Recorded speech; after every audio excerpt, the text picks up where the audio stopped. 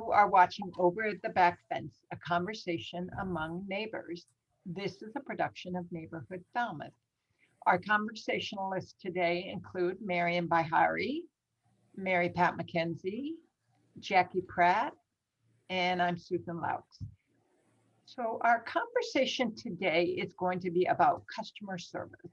So we are all shoppers at one place or another, and customer service can be good or not so good. And so let's tune into what's been going on with people. Okay, who's going to start? I'll start. Okay, Mary Pat. I had a weird one today, which just surprised me. I was looking for patio stones, just a few of them, and have been shopping, looking around for a while. And they, for some reason this year, they sold out really quickly. So I happened to have my mother in the car, drove by a hardware store over where she lives, and saw they had them. So after I took her home, I stopped and went in to buy 15 of the 12-inch pavers. And went in the store and paid for them and said, okay, I'll back up my car to the pile, and can you have somebody come out to put them in? And the young woman went at me and said, well, I mind the heat, so I can't do that. And she was like 20, and I'm not. I have a broken leg. So it was like, okay, but could you find somebody to do it? So somehow they get another kid who's working at some other cash register to come and help me. And we get outside, and I said, look, I'll just back up to the pile so that when I flip open the back of the car, well, you can just put them in. Well, what'll I do? And I'm like, just put them in. So one at a time, he puts them in. Well, I mean, I couldn't stand there and wait, so I'm helping. But it was just so strange because normally, and I have purchased those things there before, the guys, there's usually always a guy outside, and he comes right away to help you. This was strange. And, you know, we have multiple local hardware stores in our town. And so this one wasn't one on Main Street. I'll tell you that right now. And everybody who knows where Eastman's is knows it wasn't Eastman's. But it was just really unusual because I think most of the time, every single local merchant is really, really good. Yeah. They're very considerate of their customers. They're very considerate about ordering things for you, right, or taking things back, or honoring something that's broken. And so this was like, what? Well, you know, it's funny because, you know, now when one can usually order just about anything online. Yeah. Right. Yeah. Customer service is maybe the distinguishing feature. I mean, you know, if I need to order a book, I almost always go either to 8 Cousins, I call 8 Cousins, I go online at 8 Cousins, yeah, or honestly, or I go to the library. Yeah. But you know, I try not to just like do something, you know, when I'm lying in bed, scrolling around, doodling around on my phone, to be impulsive and do that because I want our local merchants to succeed. And the customer service is usually so great and so wonderful. So it really, even when something costs more, that customer service will take you there because they make it a pleasure to do business with them. Yeah. Plus, we want to keep them in town. We don't want them to close up. Yeah, that's right. So who else has had a customer service? Okay, Marian. Well, mine is a little different. Mine is, my garbage wasn't picked up last week. And now that it's warm out, you know, it smells. So my pickup day is Tuesday morning, and we always put it out the night before. So I have the number of the sanitation company that comes. And I made my first call very late on Wednesday because everybody else is on late Tuesday, because everybody on my street, it was picked up except mine. Huh. So I Wow. called up and I spoke to a very nice lady, and I was on the phone with her probably 15 minutes because I had to give her my name and blah, blah, blah, blah, blah, blah, all that and my address. And I told her where I lived, and she said, "Could you spell that for me?" So I assumed that they were here in the area. She's in North Carolina. Oh, wow. Huh. Yes, Like there's, a call center or something? well, yeah, and apparently they have it all over the country. So anyway, she said, "I'm putting you on the list and someone will come tomorrow," which would have been Wednesday. So Wednesday at 5 o'clock, 4:30, nobody had come. I called again. And this woman wasn't quite as helpful as the other one, but again, I was on the phone for 15 minutes. So to make the long story short, I called Wednesday afternoon, Thursday afternoon, and she said to me, "You're on the list either for," Wednesday said to me, "Thursday or Friday." Well, no one picked my garbage up. Oh, my God. And so it sat there all weekend, and they came today and they picked it up today. So it was sitting there for an entire week. Well, today's Tuesday. Oh. So today's your regular garbage day. So it Yeah. sat the entire week at the end of my driveway. So I must say that they were helpful, but nobody came to pick it up. And she said that they were having some issues. So maybe people were just not showing up on the job or whatever. It was very frustrating.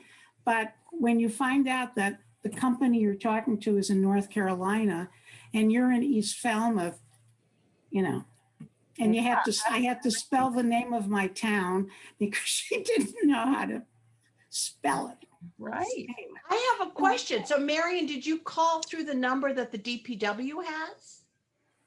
they're in North Carolina. Wow. Yes, they're in North- Because last week, nobody on this side of Falmouth got picked up. And it was all of Sippowiset Road, Racing Beach area. And It wasn't a holiday, right? no, but Donald called, and I don't know who he talked to, and he may have called the town or I may call. right. But anyway, what they said was they were aware of it. It was just that they didn't have enough staff. I think We were that's on probably Monday. true. They ran out of staff and they ran out of time on Monday. Wow. I think there's so many people here and there's so Right. many more pickups. The trucks get filled and they Right. have to go somewhere to empty them. But Right. what was weird, I'm on a very small street. My Yeah. neighbor to the left got picked up, my neighbor to the right got picked up, and the neighbor across the street got picked up, and mine is sitting right there. She said to me, "Are you sure you put it out in time?" I said, "Yes." So anyway, that was my garbage trouble, customer service. But I have a positive story about Falmouth Hospital. Uh, I had a bill that came to me, a very large bill for cardiac rehab.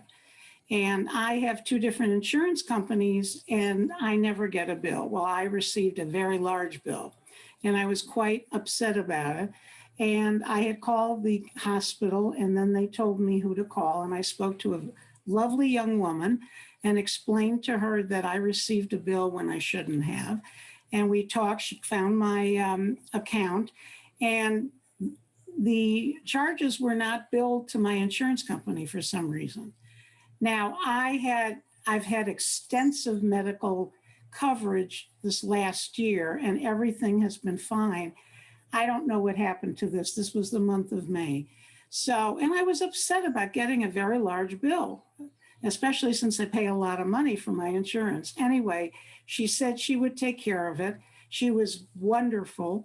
And a couple of days later, I went back on on their website and it said that they had submitted it to my insurance company. But in the meantime, I was very upset getting such a big bill. And, but she took care of it and she was lovely. So that's real kudos to Falmouth Hospital billing. Hmm. Nice. Nice. Yeah. I think they're terrific at Falmouth Hospital. Yeah. Now, I think she's probably, the woman I spoke to is probably at Cape Cod Hospital in the overall building. But anyway, she was very lovely and took care of it. And now I don't have to worry about a very large bill that I should not have gotten. So that's my story. That's great. Well, I definitely, I've done, in most of my jobs, there's been an element of customer service in it, probably in everyone's. And, Yeah. people need to feel like they're being heard, and they need to be respected and not, ridiculed or shamed for, having Right. had a problem. Right.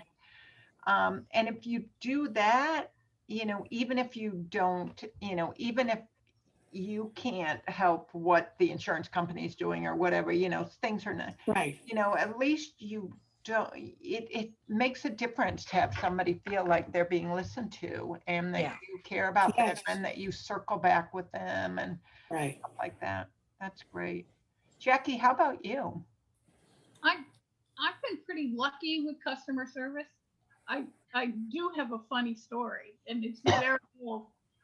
In 1969, I got married, and I graduated from college, got married, and moved to New York. And I got a telephone bill for $1,300, and that was back when telephone connection, the monthly telephone fees, that was really inexpensive. And I was kind of panicky, and I looked at it, and I realized, I added up the charges and realized it should have been $13 because it was just a monthly charge for one phone in 1969. And so I called them, and the woman in customer service said to me, "Just pay it and we'll credit you." Are you kidding? Oh my God. two newlyweds in New York having, and the only thing that's affordable is the phone, the rent, but we're going out to dinner all the time because the restaurants are there, it's like, but so at any rate, I said, no, I don't think I'm going to do that. I said that we need to credit it. It took me a couple of weeks worth of calls to get that credit, because their policy was, you pay it and we'll credit you. And I thought, what if they were off? Obviously what happened is their computer kept doing decimal points. This was back when billing was like that, because it would happen because computer stuff was so new, and the data entry people weren't necessarily familiar with stuff. And I thought, what if it was like $25,000? I mean, Just pay it. Just pay it. Yeah, sure. We'll Just pay it. back. No problem. No Right, problem. right. Can you imagine trying to get your money back from the phone? It wouldn't happen. I mean, No, it wouldn't happen. it wouldn't happen. No. Oh The my. funny thing when you say that, Jackie, is I was doing data entry as a summer job in college in 1969 for a bank in Boston. I didn't have a clue what I was doing. So God knows, I have no idea if people have problems. Oh my God. That's crazy. Oh, I love that story. Yeah. Wow. Yeah. And now the thing is, as I said, I've had really good luck subsequent to that. And a lot of it has to do with small town. I think everybody knows that I had that spill, and I've been, and I've been trying to get things done, but I'm maybe not quite my old self. And there's a place I do business with in town, who delivered all my plants and flowers from my porch this weekend. Nice. Yeah. So that's all beautiful, and I truly appreciate it. But it's wonderful when that kind of thing happens. And I'm probably a little bit of a fanatic. I will not use Amazon unless it is absolutely the last place on earth I can get something. I just don't. I'm gonna try to find it locally. That's great. There That's to your credit. There Yeah. are a few catalogs for clothes and stuff that I've been dealing with for years, but mainly I'm gonna try to do it locally. So. Yeah, I mean, and we want those merchants here. Yeah. Absolutely. Absolutely. Absolutely. Well, I've had for myself, like everyone, some really great customer service experiences, some not so good ones. The only thing that really comes to mind right now, because I can't remember any of them this second. There's just one thing that my friends and I kind of giggle about. There was when I lived up in Brookline, there was like a beauty supply store, and I'm not really a beauty supply person, but I did go in there one time, and among other things, I got a wide tooth comb and a couple of other things. Well, I went home and I don't know what I don't even remember the circumstances of using this wide tooth comb, but I combed it through my hair, and like a bunch of teeth fell out. And I was like, okay, this is like the first time I'm using this comb. Come on. And so I take it back to them. And, I'm sure the margins are not really big at a beauty supply store. And so I said to the woman, I just bought this comb yesterday or whatever, and the teeth have fallen out. She's like, it's not the comb's fault. It's your hair's fault. Oh my gosh. Oh my gosh, my friends and I still giggle about this. And I was like, well, you know what? I don't think it's my hair's fault. Meanwhile, I'm thinking maybe it's my hair's fault, but I wasn't going to go there. And finally, I got my, and what was like $3.79 or whatever it was. I mean, we're not talking big money here, but anyway, she was Wow. totally irate with me, and I was getting a bit irate with her too, and feeling a little shamed, a little hair shamed. But anyway, That is funny. oh my Wow. goodness. But yeah, we're lucky to be here, and yeah, there's a lot. There's a lot. I mean, the thing is also, like you said, Jackie, about the small town thing. It's not only that we want to keep stores here, but these are people that we're going to see in the grocery store tomorrow. Yes. They're people that we're going to see walking down the street. So they're not just our merchants, they're our neighbors and our friends and our, and Correct. we have kids who go to school together or whatever. That's just, yeah. Oh, this, I remember, this is not really a customer service thing, but in this same vein, I remember going to my gynecological doctor, to my gynecologist, and the nurse practitioner was the one doing the exam one day, and she ended up being like kind of a casual friend that I didn't realize this was. I mean, our kids went to school together. I didn't realize that like this was her profession. And so, she opened the door and she said, Susan Laux, and we kind of locked eyes, and I was like, oh, oh. She's like, you know what? If you don't want to do this, that's all right. I totally get it. People have personal relationships that Sure. feel awkward. And in that moment, I realized, this is a small town, and Yeah. I'm going to take care of your aging mother, and you're going to take care of my health needs, and you're going to be my dentist, and you're going to be my somebody else. And this is the way it works in a small town. We're all Right. customers sometimes, and we're all, Providers. providers sometimes, and that's just the way it works. So anyway, it was kind of, Which is what makes small town living so good. yeah, It well, really is. yeah. I mean, I suppose it could be, not great too, because you're so tightly woven, but in this case, I think Falmouth pulled Right. it off. Yeah. And I think we all work towards making that work. Which, Right. listen, all the stories we told today, the positive ones we said Yeah. named the business, the negative ones we didn't. So, Yeah. Well, and everybody sort of, I mean, even though people know what's going on with, I mean, I used to say to my kids, if you go to Woods Hole and you do something on Water Street, I don't care whether it's just that you sneeze. I'm going to hear about it 10 minutes later because I worked at the Market Bookshop in Falmouth. I will hear about it 10 minutes later, like, did he have a cold, or what was he doing with what he had on, or whatever it was. And it is like that in a small town. We do know good stories, bad stories, or is everything okay stories, where people call and say, are you all right? Which makes it nice. Yeah. Yes. Unless you're a kid doing something wrong in front of a friend. That's not so great. Well, you know what? I think we should wrap this one up. And so thank you so much for listening. This has been, and watching, this has been Over the Back Fence, a conversation among neighbors. And this is a production of Neighborhood Falmouth. Thank you.